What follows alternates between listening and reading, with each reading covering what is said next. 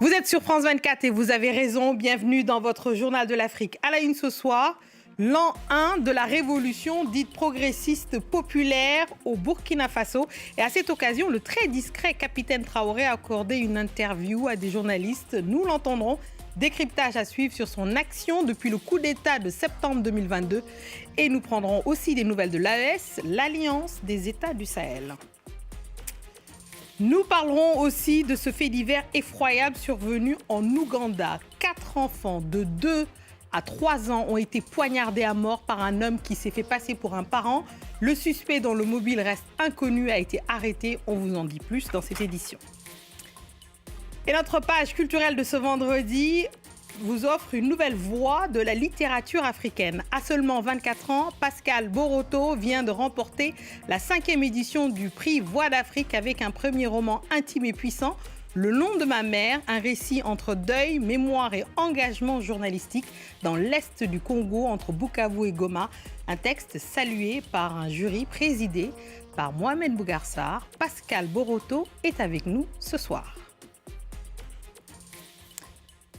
On ouvre ce journal en allant au Burkina Faso à l'occasion de l'an 1 de la révolution dite progressiste et populaire. À cette occasion, le très rare capitaine Traoré a accordé une interview, des entretiens plutôt, à des journalistes triés sur le volet. On retrouve Serge Daniel qui n'était pas là-bas, notre correspondant régional. Serge, le capitaine Traoré a fait son bilan depuis le coup d'État de septembre 2022 qu'il a porté au pouvoir. Et pour lui, si on l'écoute, tout va bien, n'est-ce pas ? Oui, il faut oublier la démocratie. La démocratie tue, la démocratie, ce n'est pas pour nous. Voilà des propos, par exemple, tenus par le capitaine Ibrahim Traoré devant les journalistes. Alors, béret rouge vissé sur la tête, il a également parlé de la situation sécuritaire dans son pays. Pour lui, tout va bien. Il dit, par exemple, que des localités sont passées dans l'escarcelle du gouvernement, que les militaires de l'armée régulière ont repris le contrôle de certaines localités. Il a cité par exemple Pétoli, c'est dans le nord du pays, ce qui n'est pas du tout, cette version des faits n'est pas du tout partagée par les observateurs quand même sur place et des ONG qui estiment que les djihadistes gagnent plutôt du terrain du terrain sur place.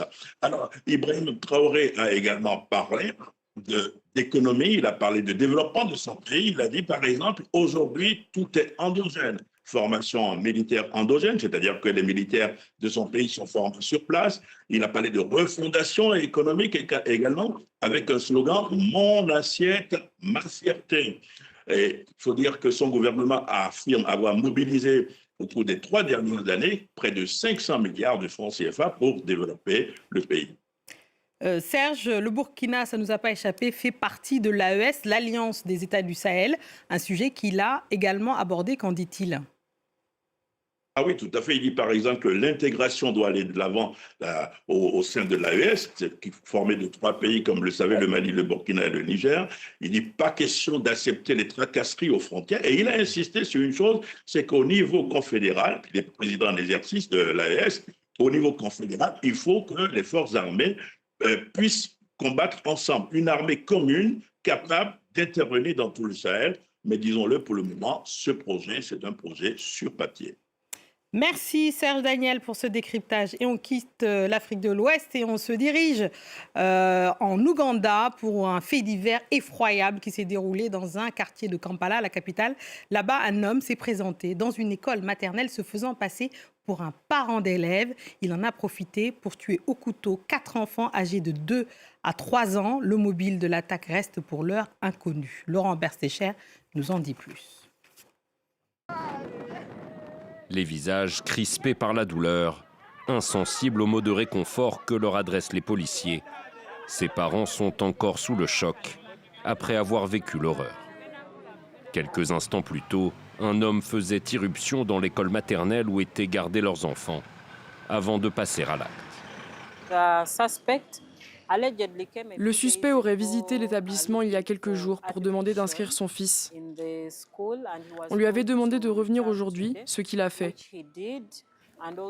Il a payé le prix d'inscription, puis il s'est précipité sur les enfants qui jouaient et les a poignardés. Il en a tué 4 sur le coup. Le suspect, âgé d'une trentaine d'années, aurait alors tenté de s'enfuir, avant d'être maîtrisé et en partie lynché par une foule de passants et d'être remis à la police. Ses motifs restent pour l'instant inconnus. Nous ne le connaissons pas. Il n'est pas du coin. J'ai pu le voir dans la pièce où il était détenu. Je lui ai demandé pourquoi il avait tué ses enfants, mais il n'a pas répondu. De nombreux Ougandais ont exprimé colère et incompréhension face à ce crime sordide. Sur les réseaux sociaux, le chef d'état-major de l'armée a réclamé que le responsable soit condamné à mort. On passe à la culture de ce vendredi et ce soir on reçoit un jeune écrivain de 24 ans qui vient de remporter la 5e édition du prestigieux prix Voix d'Afrique RFI, Jean-Claude Lattès, Cité internationale des arts, jury présidé cette année par Mohamed Bougarsar. Avec Le nom de ma mère, Pascal Boroto signe son premier roman marqué par une histoire personnelle forte, celle de sa mère, Solange Lizoukou, journaliste engagée disparue en 2018.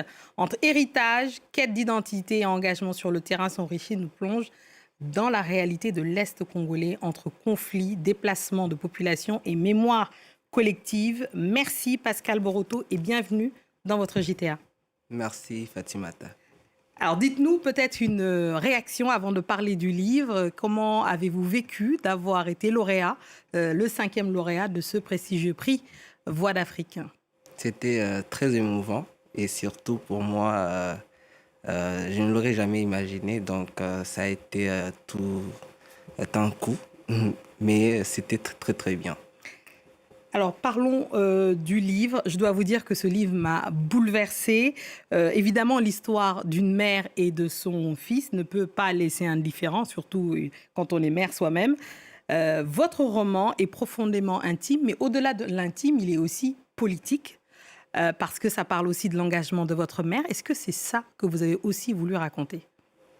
Pas vraiment. Tel un journaliste aussi, j'essaie d'énoncer les faits et la logique des faits. Donc, je ne fais pas de la politique partisane comme telle, mais je parle de mémoire. Et la mémoire, je me dis que c'est une responsabilité pour nous tous, pour l'humanité, parce que je me dis que laisser un peuple dans sa souffrance, c'est quelque part le coincer dans l'injustice. Voilà. Votre mère, vous écrivez, Solange Lizoukou, journaliste engagée, parce qu'il est aussi question de répéter son nom pour pas qu'elle tombe dans l'oubli. Est-ce aussi une manière pour vous de poursuivre néanmoins son combat ? Au début, ce n'était pas le cas. Je ne me disais pas un jour poursuivre le combat de ma mère parce qu'elle était immense pour moi, très immense d'une manière symbolique.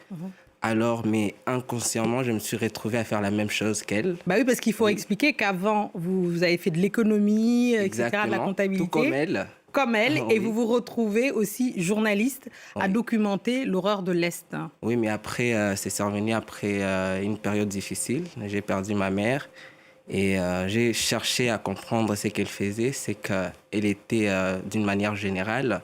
Et voilà, je me suis retrouvé à faire mes premiers pas au journal Les Souverains Libres, le journal qu'elle tenait, qu'elle dirigeait. Et seule femme dans l'Est à tenir un journal, d'ailleurs, il faut le dire, à l'époque. À cette époque. Oui, à cette époque-là. Vous avez, vous racontez, travaillé sur le terrain, à Goma. Comment cette expérience a nourri votre écriture ? Au-delà du journalisme, ça a été très poignant parce que c'était très alors catastrophique. Et voilà, échanger avec les victimes, parler avec elles, les récits, entendre ces récits-là, non seulement ça a été aussi très difficile à comprendre parce que j'essayais de mettre ma casquette journalistique pour me détacher des faits, mais je n'y arrivais pas. Alors la question qui me revenait, comment dire cela, comment l'écrire? Mais bon, voilà, j'ai essayé d'être juste avec leurs paroles. J'ai essayé de transcrire comme elles me l'ont plus ou moins transmise. Et voilà. Parce que le roman, il faut le dire, alors je précise, cet ouvrage est un roman. Vous auriez pu en faire un récit. Pourquoi avoir choisi d'en faire un roman ? Je ne sais pas, franchement, je ne sais pas, parce que voilà, c'est autobiographique, ça parle de ma vie, de ma traversée. Mais bon, ça, sans doute, c'est une question que je dirais technique dans la littérature, mais bon, c'est un monde que je ne connais pas vraiment, que j'essaie d'habiter. Et voilà, je pense que la question reviendrait aux auditeurs. Oui, éditeurs, justement, pardon. et aux spectateurs aussi d'en juger. Dans votre livre, la mémoire familiale se mêle très fortement, vous l'avez dit, et on le voit d'ailleurs à l'histoire de la violence et à l'histoire du Congo, notamment dans l'Est. C'était important pour vous de lier les deux faits? Au fait, je dirais que je n'ai pas choisi de lier les faits. C'est plus ou moins l'histoire de ma mère et celle de l'Est, ça s'est imposé. Parce que quelque part, je cherchais à comprendre ce que ma mère faisait et pourquoi est-ce qu'elle le faisait. Et voilà, je me suis retrouvé à Goma, au Nord Kivu, où tout d'un coup, je rencontre une autre réalité. Je regarde mon pays sous un autre regard, un regard que mes yeux d'enfant n'avaient jamais connu jusque-là. Et donc, d'une manière plus ou moins directe, ça me parle parce que déjà, ma mère alarmée sur la situation à l'est du Congo. Et du fait que j'ai cherché à comprendre, je me suis documenté sur tout ce que ma mère faisait. Il s'est avéré que ma mère, voilà, en parlait. C'est la continuité de l'histoire de ma mère que j'essaie de transmettre. Vous parlez des voix oubliées. Est-ce que pour vous, la littérature peut réparer au-delà de transmettre ces histoires-là? Quelque part, parce que moi, je dirais que c'est la littérature qui, plus ou moins, m'a aidé à traverser cette étape douloureuse que j'ai à traverser avec la perte de ma mère. Quelque part, la littérature et l'écrit a toujours eu cet effet thérapeutique pour moi. Et donc, je dirais sans doute que je ne suis pas le seul. Ah, vous n'êtes pas le seul. J'aimerais faire entendre vos mots, justement, aux spectateurs. Je suis née dans un pays qui ne sait plus s'il est vivant, un pays qui doute, un pays qui survit plus qu'il ne vit, et je m'y reconnais. Moi aussi, je doute, moi aussi, je cherche, moi aussi, j'avance comme on avance dans le noir, à tâtons. Quand je dis la RDC, je ne pense pas à un territoire qui couvre une superficie d'environ 2 345 410 km². Je pense à un cri, je pense à une chambre où une femme est violée sans bruit. Je pense à un marché où l'on vend des mangues à côté d'un corps sans vie qu'on refuse de voir. Je pense à un bébé qui meurt dans un hôpital bombardé. Je pense à cette ligne invisible entre l'oubli et l'espoir où la famine tue plus que les armes. Voilà les mots de Pascal Boroto. Ce livre est absolument magnifique. Signé, c'est un roman, mais c'est un récit. Voilà, dites-nous, pour terminer, peut-être quelques mots de votre mère, qui n'est plus là, évidemment, et on lui dédie forcément cette émission. Qu'est-ce que vous avez envie de lui dire? Que voilà, nous sommes fiers d'elle, nous sommes fiers de tout ce qu'elle a à nous transmettre parce que je ne suis pas le seul fils de Solange Lusiku qui, plus ou moins, essaie de se battre pour l'humanité. Et donc, sans doute, je lui dirais que, voilà, on l'aime beaucoup parce que c'est toujours émouvant de parler de ma mère. Oui. Et je ne peux que dire que merci et on t'aime. Mais ce sera transmis, je suis sûre qu'elle nous voit de là où elle est. Merci beaucoup, Pascal Boroto. Merci d'être venu dans le Journal de l'Afrique. Encore toutes nos félicitations pour ce prix amplement mérité. C'est la fin de ce journal. Merci à tous ceux qui nous ont suivis partout dans le monde. Et ce soir, forcément, en hommage à votre mère, on pense à tous ceux de l'Est du Congo, de Goma, Bukavu. On pense à vous. Restez avec nous car l'actualité continue sur France 24. Merci beaucoup. Fatima. Merci.